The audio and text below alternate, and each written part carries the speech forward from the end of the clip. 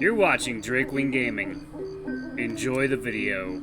Hey guys and gals, Never here from Drakewing Gaming, something on Twitter the Gaming Dragon. Today I'm coming back at you with a Let's Play episode of A Fall from Grace. So yeah, let's go ahead and jump right back into it, shall we? Alarm chain, you were up, and let's go! This was the usual gear he required for the days when muggings had gone badly and he'd have to resort to stealing from the wealthier people's homes. He made a habit of not stealing from buildings in his hometown, but given this was his last day here, he reasoned he'd make it a particularly memorable one. The people he'd be visiting today deserved it more than any of his past victims, which was quite a feat given the fact that he'd robbed many horrid individuals. One more time, just to be sure. Knife, dagger, rope, sack, that should be everything. He muttered this to himself as he checked it all again, making sure he hadn't left anything behind. Yes, well done, Victor. Keep up the good work, you handsome devil. There were hints of sarcasm in his tone as he spoke, remembering a time when he'd planned to heist nearly perfectly and broken into the home of a gentleman only to realize he'd left his sack behind. To be fair, this was one of his first ever attempts. Things are bound to go wrong when starting out. It didn't make it any less humiliating having to leave the house with nothing but some pockets of silverware, though. He turned a corner and found himself greeted by the familiar flickering of the hanging street lanterns. He quickened his pace as his destination grew closer. If my memory is correct, the wooden gate to the far right side of the house should be easy enough for me to jump. From there, I can sneak in through the wine cellar. They always leave a few windows open there to supposedly let all the air out. Bloody fools. Once inside, I head upstairs to finish the job. He nodded along to himself, confirming every detail. What's more, there are no pets of any sort, likely due to their lack of interest in anything lesser than them. Bastards. He quickly brushed off the emotions to avoid working himself up. An angered mind makes for sloppy work after all. I should be able to pull this off with nary a peep nor an additional risk. If only every job were like this. The tension slowly started to build as Victor reached the large gate. However easy this particular heist was going to be, it still wasn't without its risks. He paused briefly as he was about to start his climb, studying the gate. Surely not. The small push the gate opened, unlocked like it had been those many years ago. They really think they're safe from all harm. A small chuckle escaped his lips as he entered the courtyard, slinking across it until he reached the front of the building itself. He stood still for a few seconds as he gazed at the moonlit facade. The structure that had once looked so imposing to the young fox was now just another target of his desires. Oh boy. He smiled as an intense wave of satisfaction overcame him. You're gonna pay for everything at last, you rich bastards. Uh-oh. What happened? Okay. The next day seemed to go by excruciatingly slowly, as all manner of thoughts raced through Cedric's mind while he paced up and down Lysander's aunt's home. Was he really just going to leave everything behind? Then again, he didn't really have much to leave behind in the first place. Still, how did he know he was going to get along with Victor? What if something bad happened to them?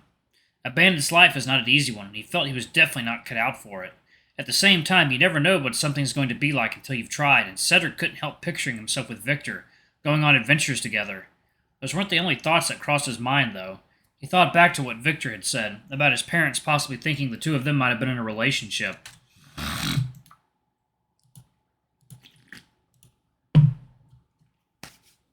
Oh, that's a strong one. Okay. As much as Cedric tried to hide it, he really enjoyed that thought. He'd never been interested in women, and just imagine he might be somewhat particular or fussy. Oh, 1 second, let me hide that. Okay. But now he knew. He was attracted to men, and Victor was chief among them.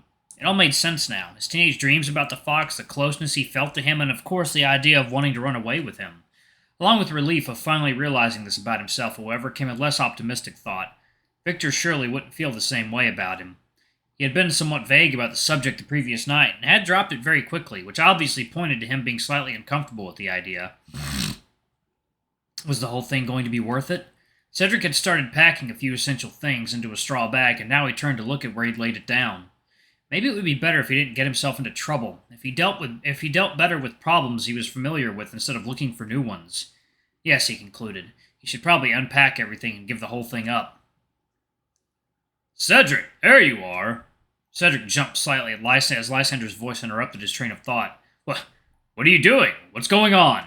Never mind, I'm still deciding if I want to go through with this or not. Lysander remained completely clueless. With what? The lion's insistent tone began to irritate Cedric, and the thought of actually leaving once and for all started to seem more ideal. Why don't we sit down for a moment so I can tell you everything? All right, although I do not understand why you've been so mysterious lately.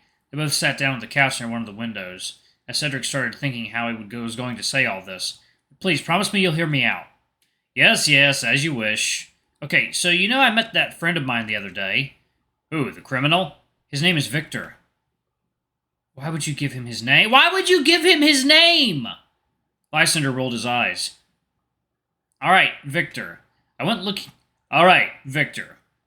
for him again yesterday evening and I found him. What? Please let me finish, Ly.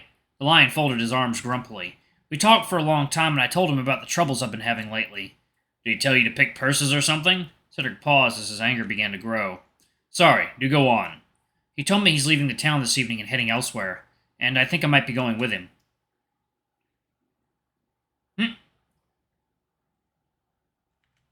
You what? I mean it. You're mad. You're completely insane. Who in their right mind would think of such a thing?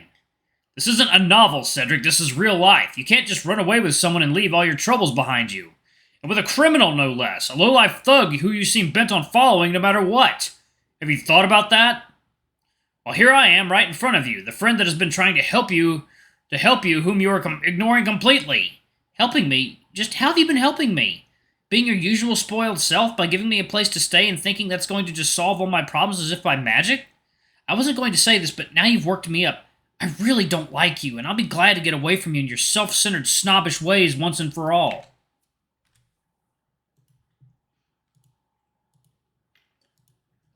Dude, are you stupid? Why did you tell him his name? God. Cedric raised his voice more with each word.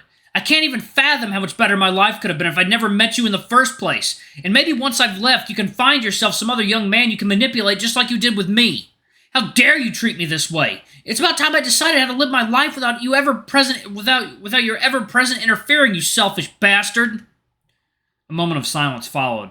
Lysander probably hadn't been expecting something so direct. But why? Why what? Cedric had lowered his voice again as he looked away from Lysander with his head in his hands. Why leave with him of all people? Because he's the only person that has honestly offered to help me out. Because he's my closest friend. Because I love him more than I can tell. What? So this is your honeymoon or something? The lion chuckled at his own joke as Cedric remained silent, trying to best not to get up and strangle him. We were very close, Ly, and I think I might still have some feelings for him. He'd done it now. Cedric immediately regretted saying so and quickly looked the other way. Feelings? Lysander seemed to be in complete shock. For a man? And a criminal, too? Cedric stood up and turned to pick up the sack he was now grateful he hadn't unpacked. That's disgusting, Cedric. You're insane. Tell me it's not true. Oh, it's true, all right. The coyote was starting to feel a sort of cathartic satisfaction as he saw Lysander squirming in his seat. He came to a halt in front of the couch the lion was still seated on. Don't pretend you're any better. I saw how nervous and uneasy you were during that kiss dare we did at the tavern. It might have slipped past the others, but I noticed. I think you should be asking yourself a few questions before judging me so rapidly. You're insane. You could be living a proper life right here, but you've decided you're going to up and leave everything. And why? Because you have a feeling you might like some common brute? Cedric ignored his comments as he now made his way to the door. How could you do this to me? Answer me! He reached the door and pushed it open. Fuck off, Lysander. All right then, Cedric. Enjoy your life of crime with your low-life boyfriend. But I'm warning you, should you or that scum ever raise a finger against me, there will be hell to pay. You are indebted to me, Cedric, and the moment you forget that will be your last.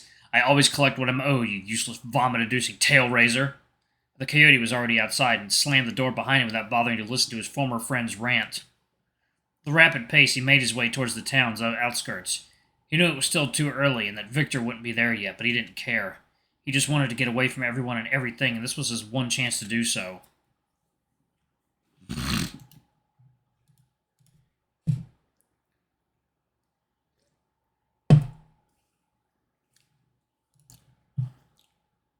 Back inside, Lysander sat still for what seemed like an eternity as his mind was racing after what had happened with Cedric.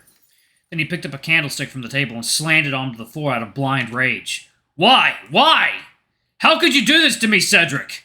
He groaned as he sat down again. After all I've done for you. Ugh, why do I fucking care so much? He ran his fingers through his hair as he gazed emptily before him. Why did he care? Cedric was just some rich idiot after all. But there was just something about him, something that had always interested Lysander. The lion had never been able to explain what it was or how it happened, but he had become very fond of the coyote. Too fond. What's wrong with me? The night when they had first come across Victor, Lysander had left Cedric at the bandits' mercy because he was worried for his own safety first and foremost. He had thought of Cedric incessantly since then, half hoping he would be all right and half hoping he would never come back so that the lion could just forget about him. And the fact he'd been thinking so much about it, this angered him even more. Now he just found out Cedric was gay and had feelings for someone else. It was a strange mix of emotions. Relief at discovering Cedric's sexuality, anger at the fact he had to consider he himself might also like men, but most of all, jealousy. Jealousy at the thought of Cedric running off with someone else, with a common thief no less. You think you're doing the right thing, don't you, you fool? When you could still be here leading a safer and better life with me. It would be so good to you. Lysander got up from where he was sitting, picked up his walking stick and marched towards the door, flinging it open and quickly running downstairs. His aunt's maid, Nancy, was the only other person in the building. She heard his footsteps and stepped out of the kitchen to see what all the commotion was about. Oh, Master Lysander, it's you. Is everything all right? Lysander came to a sudden halt as he fixed his gaze on her for a moment. Are you feeling ill? Many thoughts whizzed through his head. Too many. He felt he couldn't keep up, and it was all Cedric's fault. And now this common maid was inquiring stupidly as to how he felt. She had no idea what was going on yet thought asking about it would somehow help. Lysander felt blind rage build up inside him. And he suddenly grabbed his stick with both hands and swung it in her direction, just narrowly missing her head with the bronze carving. She screamed and ran out the room, heading outside in the direction of the stables. "Get back here and do as I say!" Lysander furiously followed, reaching the stables in a matter of seconds. He looked around, trying to find where she was hiding, as if he were a wild animal hunting for prey. A few seconds later, he'd already forgotten about her as something else caught his eye. He noticed his horse nearby and made his way to the spot where he'd left it. "You'll be back, Cedric. You'll be back. And I'll be waiting."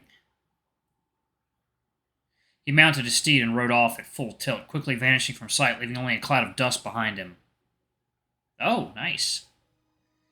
Cedric had been sitting under a tree just outside of town for a few hours. He had seen no one pass by during this whole time and had managed to have a good cry about the whole situation.